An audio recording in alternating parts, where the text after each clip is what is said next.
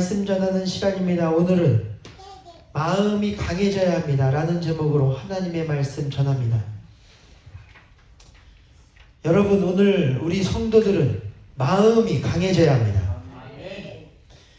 믿음대로 살겠다는 마음이 강해야 하고, 내가 하나님 없이 살 수 없다는 마음이 강해야 오늘 세상을 이기고 사탄의 세력을 꺾을 수 있습니다. 성경의 사울왕도 보면 그가 잘못된 것은 그의 마음이 악해서가 아니었습니다. 약해서 잘못되었습니다.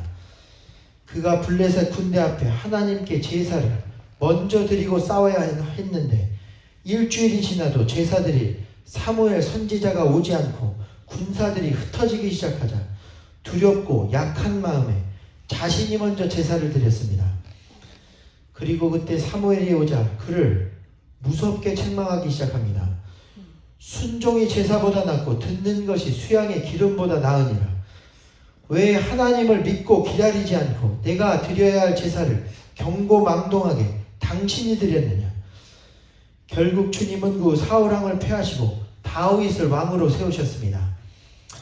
여러분, 우리도 우리를 무너뜨리려는 블레셋과 사탄의 세력 앞에 마음이 약해져서는 안 됩니다. 이 시간 하나님이 우리를 반드시 도우신다는 강한 마음을 가지고 순종과 믿음을 굳게 하는 성도들이 되시기를 바랍니다. 본문의 맹인 바디메오도 보면 그가 눈이 보이지 않고 사람들이 많아 주님께 나갈 수 없는데도 마음을 강하게 하여 담대히 나가기 시작합니다. 주님이 대답이 없고 사람들이 꾸짖기 시작하는데도 성경에 보면 더 크게 소리 질렀다 말씀했습니다. 결국에는 주님이 그 마음에 강한 소원을 들으시고 그의 눈을 고쳐주시게 됩니다.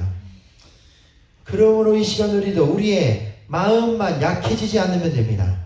어떤 상황에도 전능하신 주님이 도우실 것을 믿고 담대하면 반드시 승리할 줄로 믿습니다. 중요한 것은 이러한 우리의 마음의 강함을 위해 하나님은 우리를 훈련하신다는 사실입니다. 세례 요한도 하나님이 그래서 언제 쓰시기 시작하십니까? 누가복음에 보면 그의 심령이 강하여질 때까지 라고 기록되어 있습니다. 그의 마음이 강하여질 때까지 하나님은 그를 빈들에서 훈련시키셨습니다. 또한 잠언 17장 3절에도 보면 도가니는 은을, 풀무는 금을 연단하나 나 여호와는 사람의 마음을 연단한다 말씀했습니다. 하나님은 우리의 기술이나 다른 것을 연단하시는 것이 아니라 어떤 상황에도 견디고 이길 수 있는 우리의 마음을 고난의 풀무와 도가니에서 훈련하신다는 것입니다. 그래서 여러분, 오늘 아브라함과 야곱과 모세, 다니엘과 요셉과 엘리야 누구 하나 이러한 훈련을 통과하지 않은 사람이 없습니다. 성경의 다윗도 늘 하나님께 훈련을 받았습니다. 어릴 적부터 그는 빈들에서 곰과 사자의 위험 속에 단련되었습니다. 사울에게 쫓길 때에도 문제가 하나하나 해결되어도 늘 훈련의 광야, 마온과 바란과 엔게디와 십의 광야를 벗어나지 못하는 것입니다. 또한 모세도 40년간 광야에서 훈련받았습니다. 그러나 중요한 것은 놀랍게도 이 훈련들이 끝나자 그들의 마음이 강해진 가운데 그 강한 마음 위에 기적들이 나타나기 시작합니다.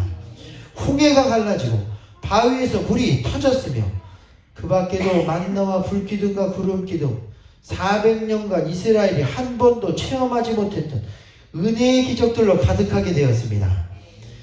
여러분, 오늘 여러분도 여러분의 여러분의 인생 광야의 훈련 가운데 있다면 그것들을 잘 감당하시게 되기를 바랍니다. 그것으로 인해 하나님은 우리 마음들은 강한 마음으로 채우시고 우리 환경은 기적들로 가득하게 하실 계획이 있으신 것입니다. 그러므로 훈련은 어렵지만 그러나 그곳에서 우리를 보호하시는 하나님의 놀라운 기적들이 나타나고 우리의 마음이 주님만 의지하게 강하여지는 역사가 일어나게 됩니다. 하나님을 의지하는 믿음만으로 살 수 있다는 강한 마음이 생겨나게 됩니다. 그리고 여러분, 오늘 이렇게 마음이 훈련된 사람은 당해낼 사람이 없습니다. 겉으론 조용하고 심지어는 약해 보일지 몰라도 그 심지가 안에서 굳고 마음이 강한 사람은 어떤 시험도 헤치고 하나님이 쓰시는 사람이 됩니다. 다윗은 외모도 겉모습도 약했지만 사자와 곰의 훈련을 받은 후 마음은 누구보다도 강한 사람이 되었습니다. 거기다 그는 가정사도 순탄치 않았지만 그것을 통해서도 훈련을 받게 되었을 것입니다.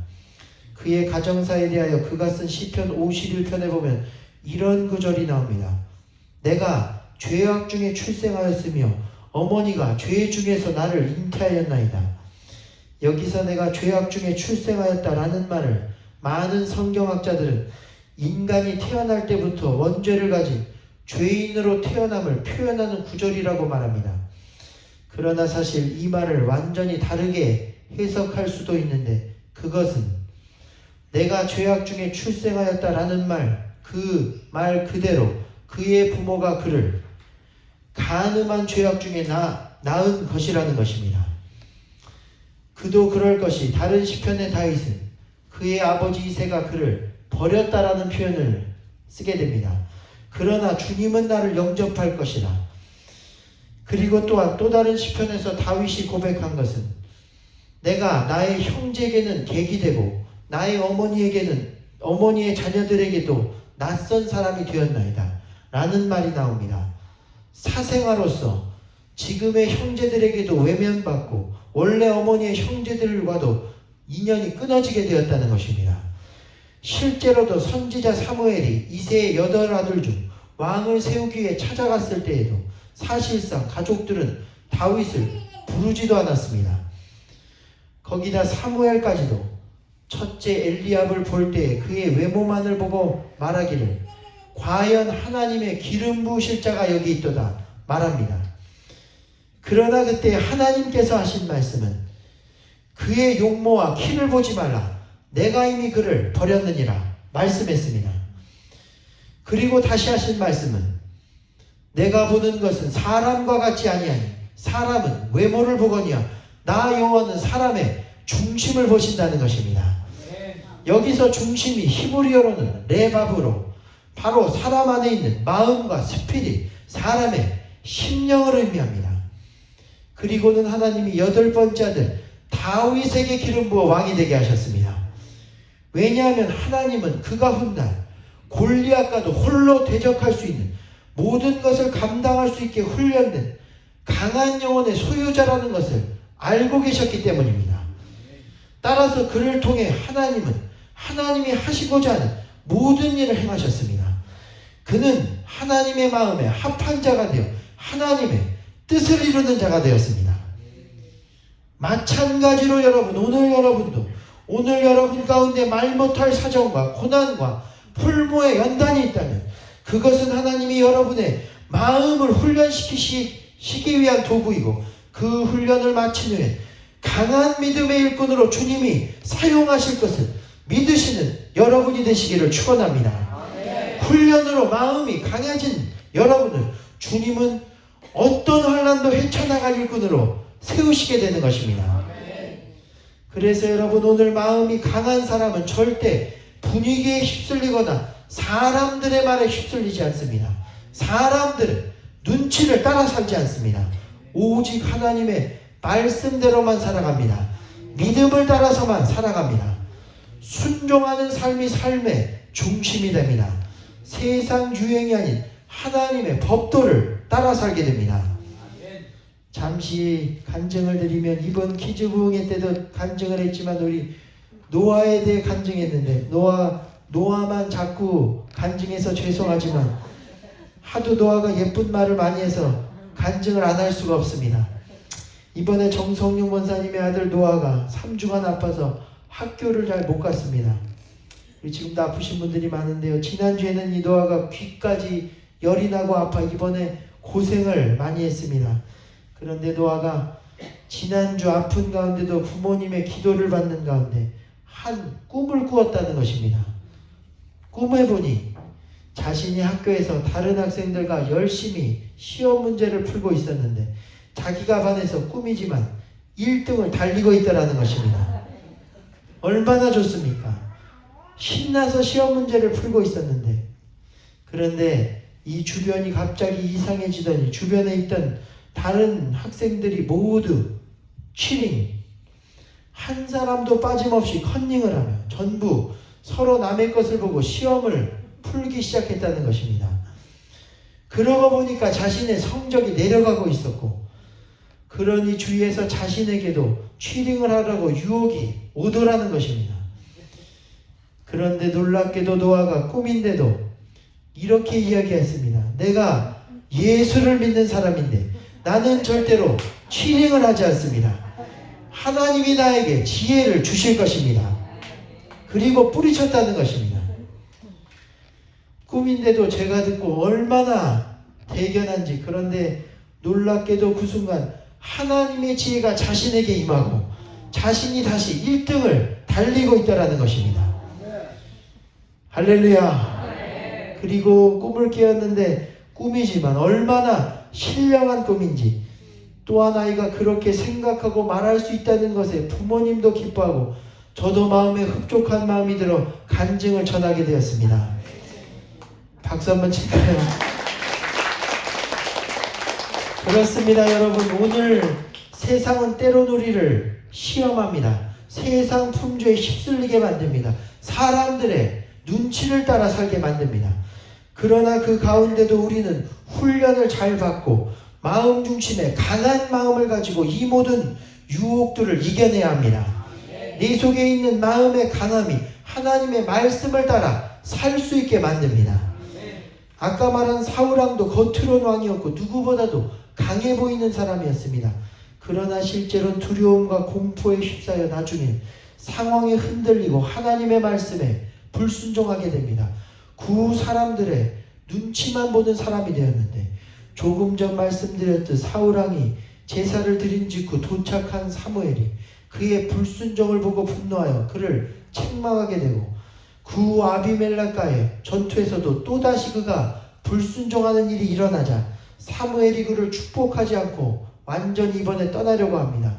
그런데 그때 사울왕이 그를 붙잡고 매달리며 한 말은, 백성들 앞에서 내 체면을 봐서라도 여호와를 경배하게 해달라는 것입니다. 그러자 마지못해 사울왕 사무엘이 그를 위해 제사를 드려주었지만 하나님은 이미 그를 버리셨습니다. 그러니까 마음이 약하자 믿음이 흔들리고 그 다음부터는 사람의 눈치만 보는 사람이 되었다는 것입니다. 결국에는 하나님의 영이 그를 떠나게 되셨는데, 하나님뿐 아니라 사람에게까지도 비참히 버림받게 되었습니다. 그러나 반대로 세례 요한은 속마음이 누구보다도 강한 사람이었습니다. 마음이 강하니 세상에 휩쓸리거나 사람에게 인정받으려고 행동하지 않습니다. 하나님의 말씀을 따라서만 행동합니다. 따라서 당시 로마의 헤롯 왕이 자신의 동생의 부인을 강제로 빼앗은 죄에 대하여 아무도 감히 묻거나 책망하는 사람이 없었지만, 그러나 그는 헤롯 왕의 죄를 책망하다 감옥까지 들어가고 결국에는 순교하게 됩니다. 또한 마음이 강하니 로마와 동족들의 핍박 속에서도 예수님을 증거하며 주님의 오실 길을 예비하는 자가 된 것입니다. 그러므로 이 시간 성령께서 우리에게도 오셔서 무엇보다 우리의 마음을 강하게 하시기를 축원합니다. 우리의 마음이 강해져야 합니다. 시험 앞에 마음을 강하게 먹으십시오. 하나님은 여러분의 강한 마음이 마귀의 역사도 꺾을림을 주시는 것입니다. 어떤 시험도 해치고 나라까지도 구할 세례 요한 같은 인물도 만들어주시는 것입니다. 강해진 여러분의 마음이 큰 믿음과 헤쳐나갈 지혜까지도 주시게 될 줄 믿습니다. 그리고 마지막으로 가장 중요한 것은 우리 가운데 어떤 마음이 가장 강해야 하느냐. 주님이 주시는 은혜를 사모하는 마음이 가장 강해야 한다는 사실입니다. 문제를 은혜로 해결해야겠다는 마음이 가장 강해야 합니다. 본문에도 보면 예수께서 바디메어를 그냥 고쳐주실 수 있는데도 불구하고 그러지 않으시고 내게 무엇하여 주기를 원하느냐 물으시노. 주여 내가 눈뜨기를 원하나이다. 바디메어의 은혜를 사모하는 마음이 간절하고 강한 것을 확인하신 후에야 눈을 고쳐주셨습니다. 이는 우리 가운데 은혜를 사모하고 주님이 주시는 은혜를 받아 해결해야 되겠다는 마음이 무엇보다도 강해야됨을 말해주고 있습니다. 따라서 성경의 수로보니게 여인도 그녀는 귀신 들린 딸을 고쳐달라는 자신의 요구를 주님이 3번이나 뿌리치셨는데도 은혜를 사모하는 마음이 약해지지 않자 그녀의 딸을 고쳐주시는 것입니다. 주인의 떡을 개들에게 줄 수 없다 라고 말씀하시는 주님 앞에서도 주여 올소이다마는 개들도 주인의 밥상에서 떨어지는 부스러기를 먹나이다. 은혜를 사모하고 은혜로 문제를 해결하려는 마음이 무엇보다도 강한 그녀 위에 주님은 치료의 능력을 더하셨습니다. 그러므로 여러분, 오늘 진짜 은혜를 사모하는 것은 우리가 외면을 당하고 환난과 수치를 당해도 주님이 은혜를 주실 때까지 떠나지 않는 것이 은혜를 진짜 사모하는 마음입니다. 하나님은 그렇게 강한 사모하는 마음에 은혜를 한량없이 부어주십니다. 치료의 은혜를 아낌없이 베푸십니다. 특이한 것은 오늘 본문의 맹인도 주님께 나아갈 때 겉옷을 벗어버리고 나갔다 말씀했습니다. 여기서 겉옷은 그나마 그가 인생에서 붙들고 있던 초라하지만 의지하고 있던 것들을 의미합니다. 그러나 오늘 맹인은 그 겉옷을 벗어버리며 결단합니다. 내가 지금껏 붙들고 산 것들을 의지하지 않고 주님만을 의지하고 주님이 주시는 은혜로서 내 병의 문제를 해결하겠다는 것입니다. 겉옷을 벗어버리는 순간 내가 주님의 은혜 없이는 못 살고 그 은혜를 얻을 때까지는 물러서지 않겠다는 강한 마음의 결단이 그 가운데 있게 되었습니다. 그러므로 주님은 그때 그의 그 은혜를 사모하는 강한 마음을 보셨고 이에 그 즉시 내 믿음이 너를 구원하였느니라 하시니 그가 보게 되어 길에서 예수를 따르게 되었습니다. 그러므로 이 시간 은혜를 사모하는 여러분의 마음도 약해지지 않게 되기를 바랍니다. 우리가 은혜를 기다리는 시간에 어떤 시련을 겪는다 해도 계속하여 은혜를 받으려는 마음이 강하여지면 주님은 반드시 우리에게 은혜를 베풀어 주실 줄로 믿습니다. 그러므로 오늘 다시 한번 마음을 강하게 하십시오. 마음을 강하게 하여 세상 유혹과 시험을 뿌리치고 물리치고 하나님이 주시는 은혜를 받아 문제를 해결하는 저와 여러분이 되기를 주님의 이름으로 축원합니다.